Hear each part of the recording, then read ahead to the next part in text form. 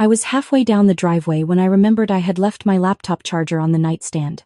3 weeks in Phoenix for the Hargrove audit meant I could not afford to forget it. I turned around, pulled back into the garage, and let myself in through the side door. The house was quiet. My husband had left for his golf game 2 hours earlier, or so I believed. I was already mentally composing the email I needed to send before boarding when I saw the second phone. It was sitting on the kitchen counter, half hidden beneath a folded dish towel, connected to a charger I had never seen before. A cheap prepaid device, the kind you could buy at any convenience store with cash. The kind of phone that left no record of who purchased it. I stood there for a full 30 seconds staring at it. My training as a forensic auditor has given me an instinct for anomalies, for the small details that do not belong in the larger pattern. 12 years of tracing hidden assets and uncovering financial fraud had taught me that the most important discoveries almost always look ordinary at first. A number slightly off in column 7. A transfer dated on a Sunday. A phone that has no reason to exist in your kitchen. I picked it up. It was unlocked. What I read in the next 4 minutes made the room tilt sideways and my hands go completely cold. My husband's name is Derek Ashworth. We met 6 years ago at a charity auction in Lincoln Park, hosted by a mutual friend who worked in commercial real estate. I had been attending alone, still raw from the loss of my father 8 months earlier. Still trying to learn how to exist in a world where the person who believed in me most was no longer in it. Derek had found me standing apart from the crowd near a collection of landscape paintings, studying them with the focused concentration of someone who needed something to look at besides other people. He introduced himself quietly, without the aggressive cheerfulness that characterized most networking events. He asked about my father's restaurant group. That should have told me something, that he already knew about my father. That he had come prepared. My father, Raymond Kowalski, had spent 31 years building Kowalski Table, a family restaurant group that had grown from a single diner on the northwest side of Chicago into a collection of 7 locations across the suburbs. He had started it with $12,000, a borrowed commercial oven, and a stubbornness that everyone around him had called a character flaw until it became the foundation of everything. When he died of pancreatic cancer at 68, he left the business to me and my younger brother, Marcus, who had neither the interest nor the temperament to run it. Marcus had taken his inheritance share in cash and moved to Portland. The restaurants became entirely mine. Running a restaurant group was not what I had trained for. My background was in accounting, then forensic auditing, and I had built a career at Meridian Financial Investigations tracking down the money trails that fraud defendants tried to hide. I was good at my work in the precise, methodical way my father had been good at his. But grief has a way of rearranging your priorities, and I threw myself into learning everything about an industry I had grown up watching without fully understanding. I hired the right people, trusted their expertise, and kept my own focus on the financial side where I could actually add value. It was Derek who helped me believe I could do both. Keep my career and honor my father's legacy at the same time. He had a background in hospitality consulting, or at least that was what he told me. He had opinions about operational efficiency and supplier contracts and franchise licensing that sounded intelligent and well-researched. He was patient with my questions, interested in my work, steady in a way that felt like exactly what I needed after years of being the most capable person in every room I entered. Being taken care of, even in small ways, felt like an enormous relief. We were married 14 months after we met, in a small ceremony at one of my father's restaurants, the original location on Harlem Avenue with its worn wooden booths and the photograph of my grandparents behind the counter that had hung in the same spot since 1993. My mother cried through the entire reception. She told Derek that Raymond would have loved him. I believed her. I believed a great many things that turned out not to be true. Standing in my kitchen with a stranger's phone in my hand, I read through a text thread that began 8 months earlier between a contact saved only as R and a number I did not recognize. The messages were careful, methodical, the communication of two people who understood they were building something that could not withstand scrutiny. They discussed documents, they discussed timelines, they discussed what R called the transfer window and what Derek called our exit strategy. And threaded through all of it, with casual and devastating clarity, they discussed me. She won't look twice at anything I put in front of her right now. She trusts me completely, Derek had written in March. The Phoenix trip buys us the window we need. R had responded. 3 weeks is enough. Make sure the operating agreement amendment is notarized before she leaves. My operating agreement, the legal document that governed the ownership structure of Kowalski Table LLC. The document that determined who controlled my father's restaurants. I set the phone down exactly where I had found it, beneath the folded dish towel, connected to its charger. Then I walked to the back hallway, sat down on the bottom step of the staircase, and gave myself exactly 5 minutes to fall apart. I used 3 of them. The other 2 I spent thinking. Derek believed I was leaving for Phoenix in 45 minutes. He believed I would be unreachable for 3 weeks except by email, which he had always been careful not to use for anything sensitive. He believed his timeline was intact and his position was secure. That belief was the only thing I had working in my favor, and I was not going to waste it. I went upstairs, retrieved my laptop charger, and came back down. I took a photograph of the prepaid phone's screen without opening it further, careful to capture the thread I had already seen without disturbing anything else. Then I walked out to my car, put it in reverse and pulled out of the driveway the same way I would have if I had found nothing at all. I drove for 20 minutes before I trusted my voice enough to make a call.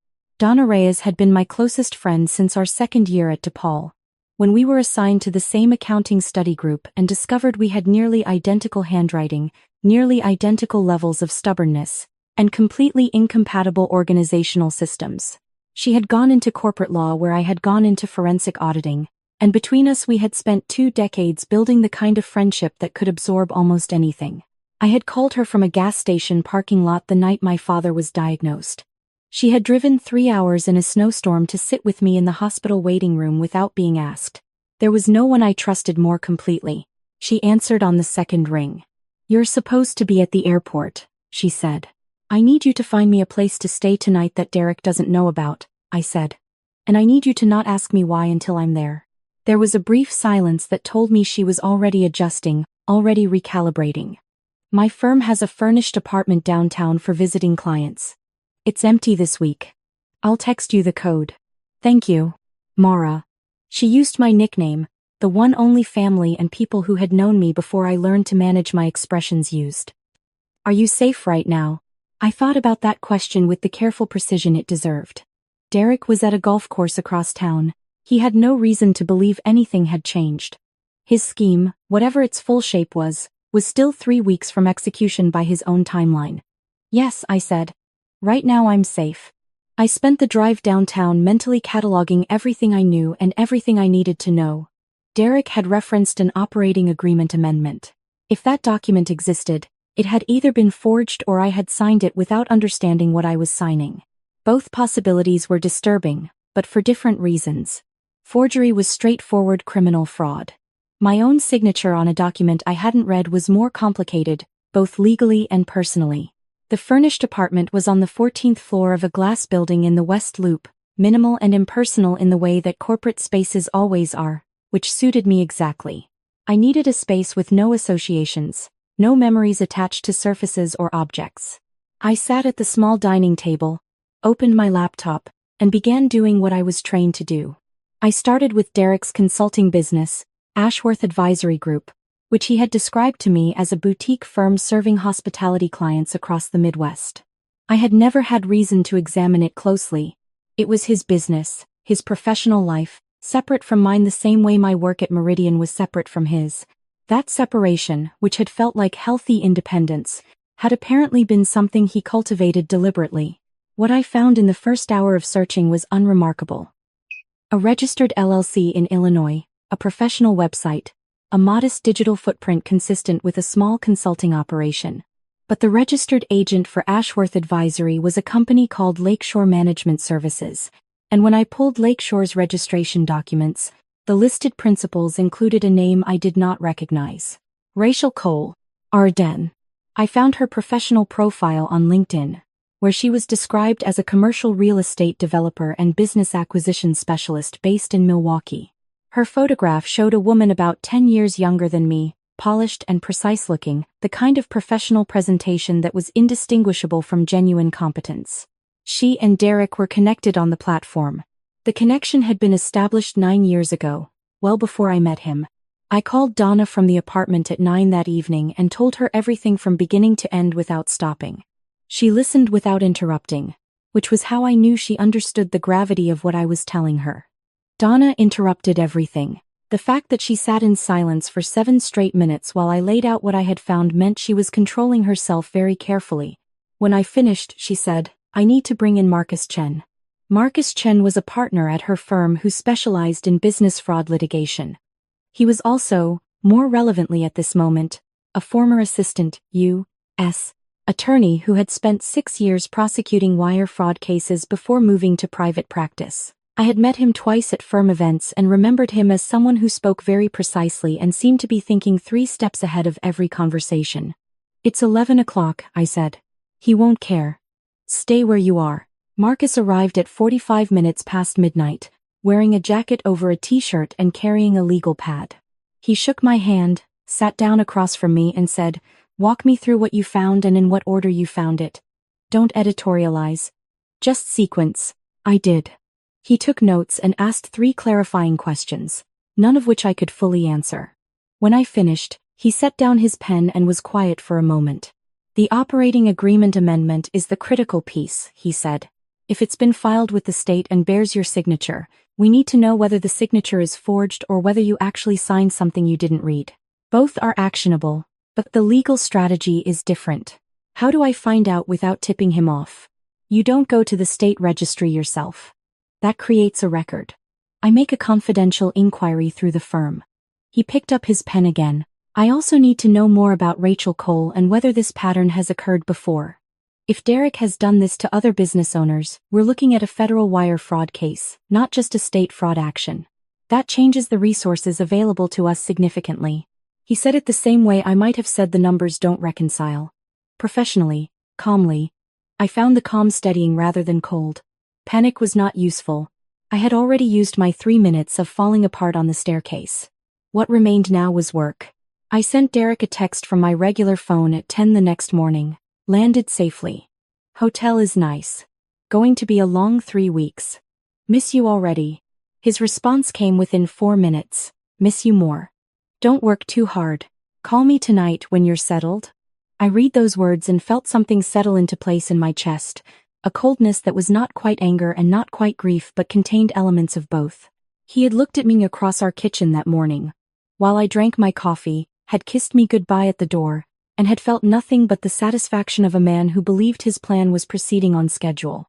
7 years of learning someone's face and gestures, and I had missed everything that mattered.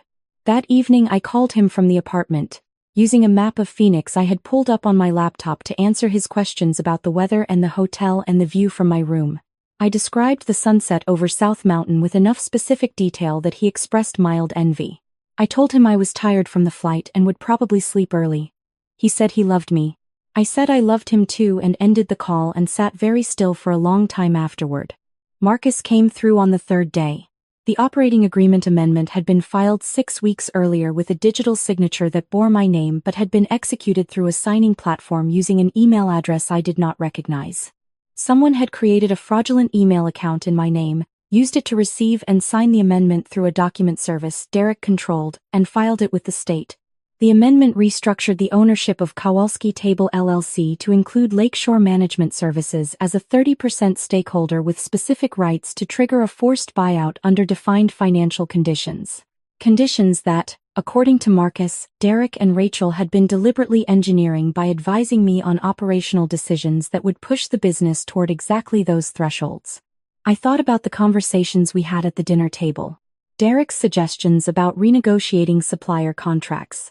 His recommendation to take on additional debt to renovate 2 locations, his consistent advice to defer certain revenue-generating opportunities in favor of what he called long-term positioning. I had listened to him because he was my husband and I trusted his judgment in areas where mine was less developed. I had not considered that his judgment might be systematically designed to harm me. The depth of it was almost architectural in its construction. Not a moment of opportunism, but years of patient, deliberate work. He had found me at my most vulnerable, built a foundation of trust over 14 months before proposing, spent 3 years as my husband establishing credibility and access, and only then begun the actual operation he had been planning since he first introduced himself at a charity auction and asked me about my father's restaurants. My father, who would have loved him. I drove to my mother's house on a Tuesday morning, taking a route that avoided our neighborhood and parking 2 blocks away before walking. She was in her garden when I arrived, deadheading the roses my father had planted along the back fence 20 years ago. She looked up when she heard the gate and her expression shifted immediately from pleasure to concern. "You're supposed to be in Phoenix," she said. "I need to tell you something and I need you to listen to all of it before you say anything. Can you do that?" She put down her gardening shears. "Come inside." I told her everything at her kitchen table with coffee neither of us touched. My mother is a woman who was shaped by difficulties she never discusses and who responds to catastrophe not with collapse but with a particular stillness that I have always found both admirable and slightly frightening. She sat across from me and did not speak until I had finished, and when she finally spoke her first question was not about Derek or her grief or what this meant for our family. It was, "What do you need from me? I need you to act completely normally if Derek contacts you. Don't avoid his calls but don't tell him anything. Can you do that?" She looked at me with an expression I remembered from childhood, the one that appeared when she was determining whether I had fully thought through what I was asking. "I spent 32 years watching your father build something from nothing while people told him he wasn't capable. I know how to hold myself together." She paused. "What are you going to do?" "I'm going to make sure he can't do this to anyone else," I said. It took Donna's contact at the FBI's Financial Crimes Division 2 days to confirm what Marcus had suspected. Derek Malone, born in Dayton, Ohio, had been convicted of wire fraud in federal court 11 years earlier. He had served 4 years in a minimum security facility in Kentucky, been released on supervised release, and subsequently filed to have his name legally changed to Derek Ashworth. The name change had been granted without complication. He had spent the following years building a new identity with enough professional surface area to pass casual scrutiny, and then he had begun again. Before me, there had been a woman named Patricia Saunders in Indianapolis, who had owned a chain of dry cleaning businesses her parents had started. She had lost everything and spent 2 years trying to recover legally before giving up and settling out of court for a fraction of what had been taken. Before Patricia, there had been a woman in Columbus whose family owned a small manufacturing company. She had fared slightly better, but had still spent 3 years untangling the damage. The pattern was consistent across all 3 of us. Derek found women who had inherited or were building family businesses, positioned himself as a knowledgeable advisor, secured their trust through a relationship, and then used that access to systematically redirect assets through shell companies he controlled with a partner. In Indianapolis, it had been a different partner. In Chicago, it was Rachel Cole.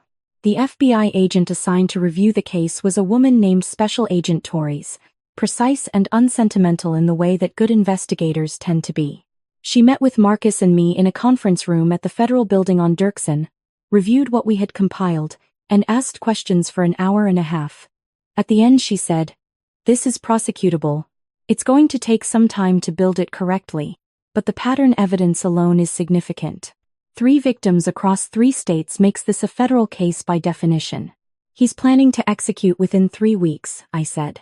From the text thread I photographed, the operating agreement amendment was designed to trigger a buyout demand once specific financial conditions were met. "He's been advising me toward those conditions for the past year." She nodded. "That gives us a timeline. I want to be clear about something. Going forward, your role is to continue appearing to be exactly where he believes you are. That means maintaining the fiction of the Phoenix trip, keeping your regular communication patterns with him, doing nothing that suggests your position has changed. Can you do that for potentially 2 to 3 weeks?" "I've been doing it for 6 days already," I said. She almost smiled. "Then we understand each other." The next 2 weeks were the strangest of my life. I lived in the furnished apartment, worked remotely on the Hargrove audit with full concentration because it gave me something legitimate to think about, and maintained a careful performance of the wife in Phoenix. I called Derek every other evening at the same time. I described fictitious dinners at restaurants I looked up online, whether I checked on a weather app, conversations with audit colleagues that I invented in enough detail to be convincing. He was warm and apparently genuine in every exchange, asking about my work, telling me about his golf game, mentioning that he had dinner with a friend I did not recognize, whose name I wrote down and passed to Agent Torres the next morning. The friend was Rachel Cole. On the 14th day, I received a call from Marcus. The FBI had finished building what they needed. The operating agreement amendment had been forensically traced to a device registered to Rachel Cole's business address. The wire transfers through Lakeshore Management had been documented across all 3 victim cases. Derek's travel records connected him to each location at the relevant times. The case was ready. "There's one more thing," Marcus said. "Agent Torres wants to know if you're willing to participate in a controlled confrontation. Derek is scheduled to meet with an attorney tomorrow morning to initiate the buyout demand against Kowalski Table. Torres wants to intercept that process, but she believes a confrontation with you present will produce the most complete admission. It's entirely your choice and carries no legal obligation either way." I thought about Patricia Saunders in Indianapolis, who had settled out of court. I thought about the woman in Columbus. I thought about whoever came after me if Derek walked out of this with any remaining freedom to try again. "I'll be there," I said. I arrived home at 6 in the morning, 2 hours before Derek was scheduled to leave for the attorney's office, and let myself in through the garage with a key I had kept with me for the entire 3 weeks.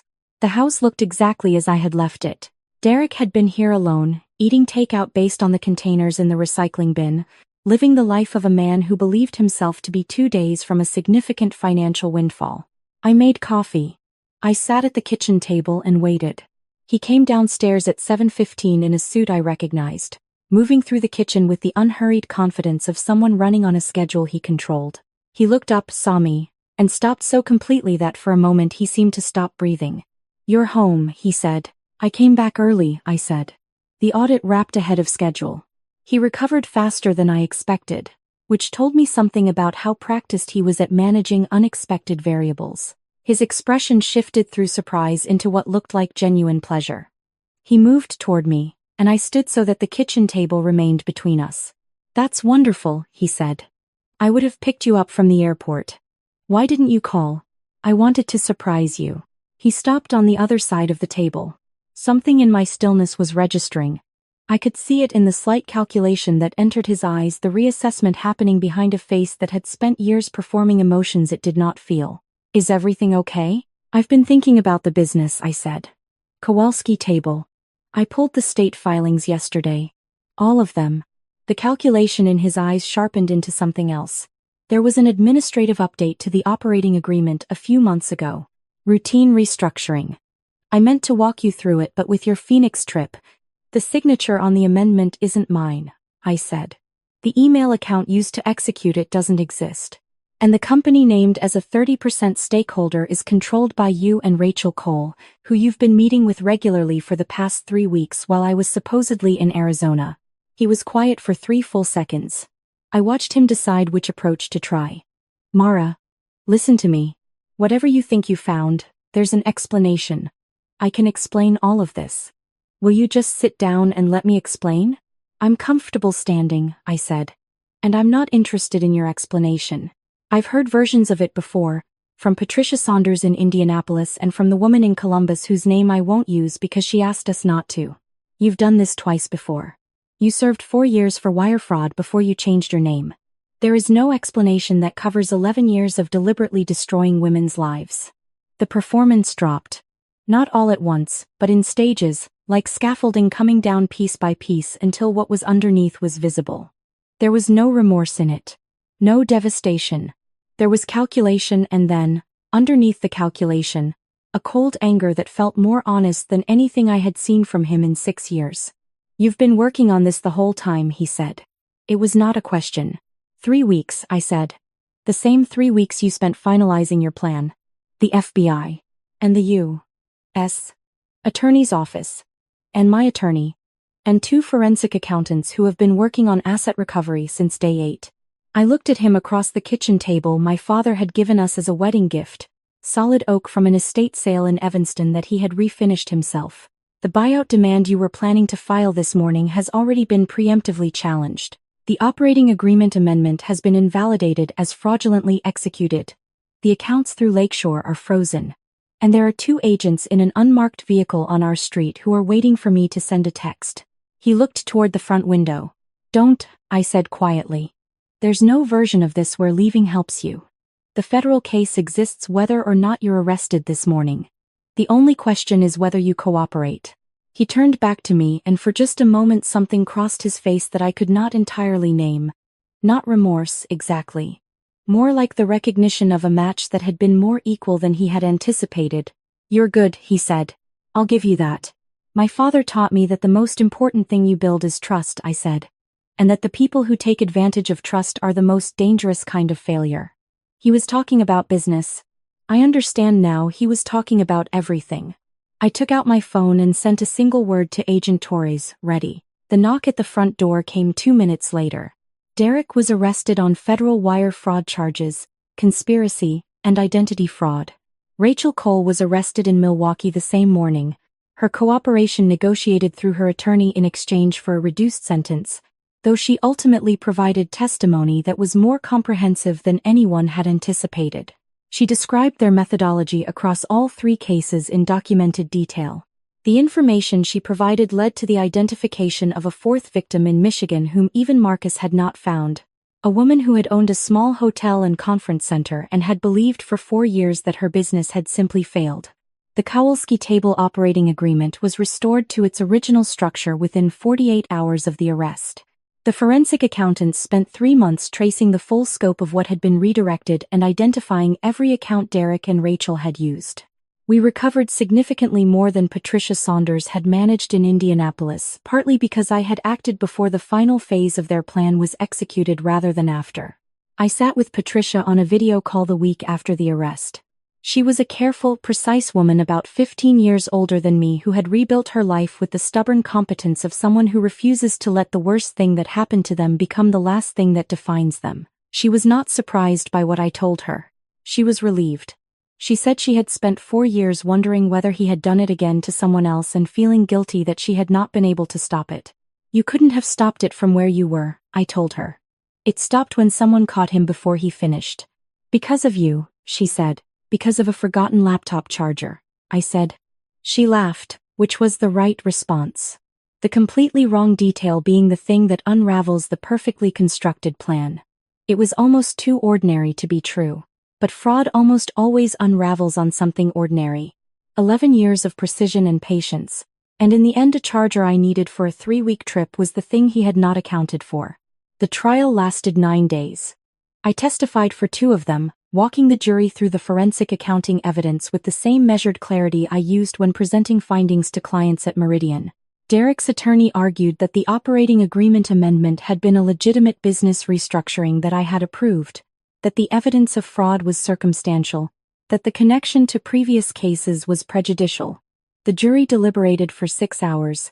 I was not in the courtroom when the verdict was read. I was at the original Kowalski Table location on Harlem Avenue, sitting in the booth my father had always used for the lunches he called thinking sessions, the one near the back window that looked out over the small parking lot where he had taught me to drive a stick shift at 16.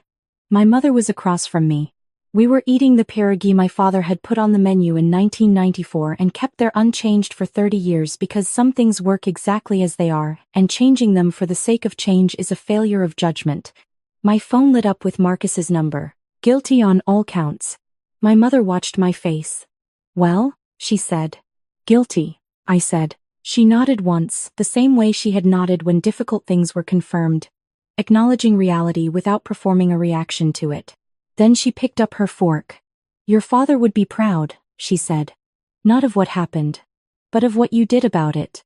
I looked around the restaurant, at the worn wooden booths and the photograph behind the counter and the Thursday lunch crowd that had been coming here for decades because the food was consistent and the prices were honest and the place felt like somewhere that had been built by someone who meant it. My father had built it by showing up every day and doing the work without cutting corners, without trying to take something he had not earned. It had taken 31 years. It was still standing. "I know," I said. And I meant it. The sentencing came 4 months later. Derek Malone received 16 years in federal prison. Rachel Cole received 7 years with eligibility for early release contingent on continued cooperation in related investigations. The 4th victim in Michigan filed a separate civil action. Patricia Saunders received a restitution payment from the recovered assets that represented a fraction of what she had lost but was more than she had expected to see. I still live in Chicago.